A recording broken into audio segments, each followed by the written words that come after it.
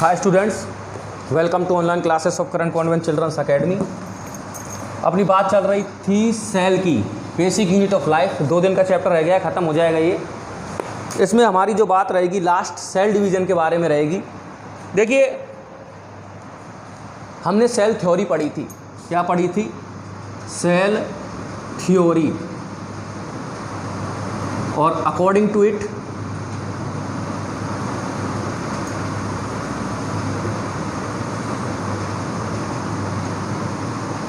इसके अनुसार एक बात जो हमने पढ़ी थी, न्यू सेल्स अराइज फ्रॉम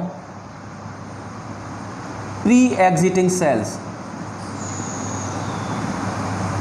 यानी जो नई सेल्स जो बनती हैं वो पुरानी सेल्स से ही बनती हैं। ये हम नहीं कह रहे, ये सेल थ्योरी कह रही है, जो कि यूनिवर्सल एक लॉ है। इसका मतलब ये है कि जितने भी लिविंग थिंग्स हैं वो फॉर्म होते हैं वन सेल से। एक सेल में ही क्या होता है? डिवीज़न, यानी सेल डिवीज़न। और इसी से कई सारी सेल बनती हैं और एक एनिमल या फिर एक लिविंग थिंग फॉर्म होता है। जितने भी लिविंग थिंग दिख रहे हैं आपको, कोई भी हो, चाहे आप सब हो, मैं हूँ, हम सब स्टार्टिंग में एक सिंगल सेल थे। उस सिंगल सेल में ही डिवीज़न हुए हैं, उससे 2 से 4, 4 से 8, 8 16, ऐसे बढ़ते बढ़ते काफ़ी सेल्स हो जाती हैं। आज ट्रिलियंस एंड बिलियंस सेल्स हो जाती हैं एक लिविंग थिंग के अंदर। तो ये जो लिविंग थिंग है, इनमें जो ग्रोथ होती है, प्लस इनके जो वॉर्न आउट टिश्यू है, यानी कि जो टिश्यू कट फट जाते हैं, प्लस कोई डैमेज हो जाता है, तो ये इनके लिए रेस्पॉन्सिबल है सेल डिवीज़न, यानी कि प्री एग्जिटिंग सेल से ही ये नए निर्माण होते हैं। और ये जो प्रोसेस है जिसमें एक सेल अपने आप को कई सारे पार्ट में डिवाइड करती है, उसको कहते हैं सेल डिवीज़न। क्या कहते हैं? Cell division. यानी कि आप कह सकते हैं the process by which new cells are produced. आप कह सकते हैं the process by which new cells are produced from pre existing cells are called cell division. यानी ऐसी प्रोसेस जिसमें न्यू सेल्स का निर्माण हो, प्रोडक्शन हो पुरानी सेल से, क्या कहलाएगा? सेल डिवीज़न कहलाएगा। एक और बात जो इंटरेस्टिंग है, जो आपको याद रखनी है, कि एक दिन के अंदर 2 ट्रिलियन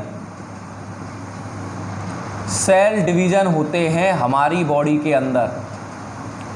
ह्यूमन बॉडी के अंदर एक दिन में 2 ट्रिलियन सेल डिवीज़न होते हैं।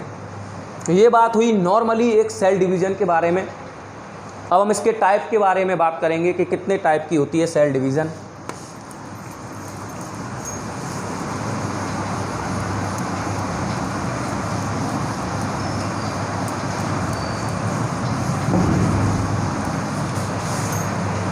तो इसमें टाइप की अगर बात करें सेल डिवीज़न के, तो आप इनको 3 पार्ट्स में डिवाइड कर सकते हैं।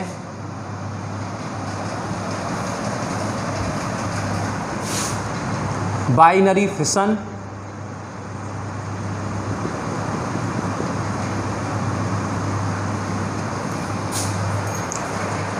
माइटोसिस और मियोसिस।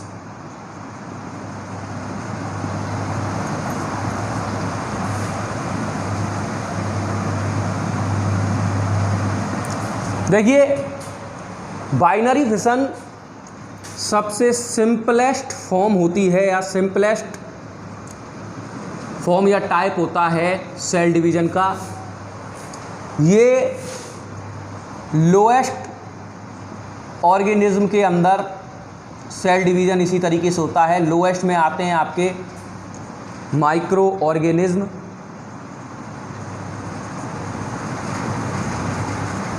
जैसे कि बैक्टीरिया। इसमें होता क्या है, एक सेल होती है, इस नाम से ही पता चल रहा है बाइनरी फिशन, यानी कि बाइनरी, बाई का मतलब होता है दो, एक सेल का दो भागों में टूटना। इसमें क्या होता है, सबसे पहले न्यूक्लियस 2 पार्ट्स में डिवाइड होता है, फिर उसके बाद इसके अंदर साइटोप्लाज्म दोनों तरफ आ जाते हैं छोटे छोटे, और ये भी 2 पार्ट में डिवाइड हो जाता है, एक सेल और ये 2 सेल। इनमें रिप्रोडक्शन भी इसी तरीके से होता है क्योंकि सिंगल सेल होते हैं। तो ये दोनों सेल क्या हैं, एक नई सेल बनेंगी, यानी कि इस एक सेल से 2 सेल बन गई। इसको कहते हैं बाइनरी फिशन। बाकी ये ह्यूमन बीइंग में इस तरीके से नहीं होता है। ह्यूमन बीइंग में 2 तरीके से सेल डिवीज़न होता है, माइटोसिस और मियोसिस। सबसे पहले हम बात करेंगे माइटोसिस के बारे में। इसको माइटोटिक डिवीज़न भी कहते हैं, माइटोटिक डिवीज़न भी कहते हैं इसको, माइटोसिस को माइटोटिक डिवीज़न भी कहते हैं। इसमें क्या है कि एक सिंगल सेल से 2 सेल का निर्माण होता है, और जैसी ये दोनों सेल रहेंगी, जैसी ये सेल थी सेम आइडेंटिकली इसी की जैसी ये दोनों सेल भी रहेंगी, क्योंकि इसी से इसका क्या हुआ है, प्रोडक्शन हुआ है। इसमें क्या होगा, ये जो सेल है ये कहलाएगी मदर सेल, और इनसे जो ये 2 सेल का निर्माण हुआ है या इनका प्रोडक्शन हुआ है, इनको कहते हैं डॉटर सेल।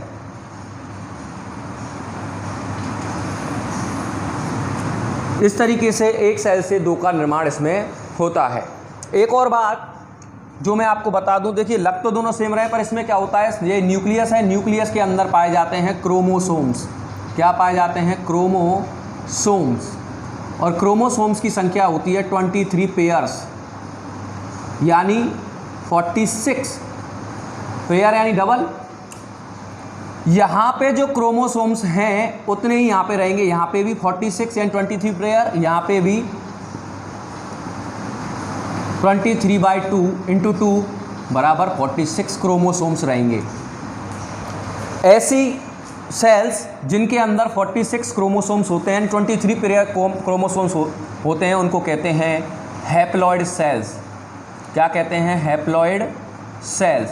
यानी कि कुल मिला के एक हैप्लॉइड सेल से 2 नई हैप्लॉइड सेल्स का बनना माइटोसिस या माइटोटिक डिवीज़न कहलाता है। इसकी अगर मैं बात करूं तो हमारे स्किन, इंटरनल ऑर्गन, टिश्यू, हमारी बॉडी में जितनी भी आपको सेल दिखाई दे रही हैं, फुल बॉडी की बात मैं कर रहा हूं, इंटरनल ऑर्गन हो चाहे एक्सटर्नल ऑर्गन हो, टिश्यू में आपके एक्सटर्नल ऑर्गन आ जाते हैं, तो इन सब में जो सेल डिवीज़न होता है वो माइटोसिस टाइप का सेल डिवीज़न ही होता है। ठीक है, तो इस तरीके से होता है माइटोसिस सेल डिवीज़न, जिसमें क्रोमोसोम्स जो हैं वो रिप्लिकेट होकर दोबारा 46 ही दोनों के अंदर पाए जाते हैं। यहाँ पे डीएनए रेप्लिकेशन किसके द्वारा, डीएनए रेप्लिकेशन के द्वारा ये जो क्रोमोसोम्स की जो संख्या है वो यहाँ भी 23 पेयर्स है और यहाँ भी 23 पेयर्स, यानी कि जितनी मदर सेल में थी उतनी ही दोनों डॉटर सेल के अंदर होंगी। आगे चल के जब ये मैच्योर होंगी तब ये भी ऐसे ही अपने आप को डिवाइड कर लेंगी। अब ये भी हैप्लॉइड ही होंगी, और ये जो प्रोसेस है लगातार ऐसे ही चलती रहेगी, जिसकी वजह से हमारी बॉडी ग्रोथ करती है, वॉर्न आउट टिश्यू हट जाते हैं, नए सेल्स का निर्माण होता है, आरबीसी का निर्माण होता है। ये सब प्रोसेस माइटोसिस सेल डिवीज़न के थ्रू ही होता है। अब आपका रह जाता है एक मियोसिस, और मियोसिस के बाद एक छोटा सा टॉपिक और रह जाता है इसी में, यानी कि कल आपका एक पूरा चैप्टर कंप्लीट हो जाएगा। आज के लिए इतना ही। Thank you very much.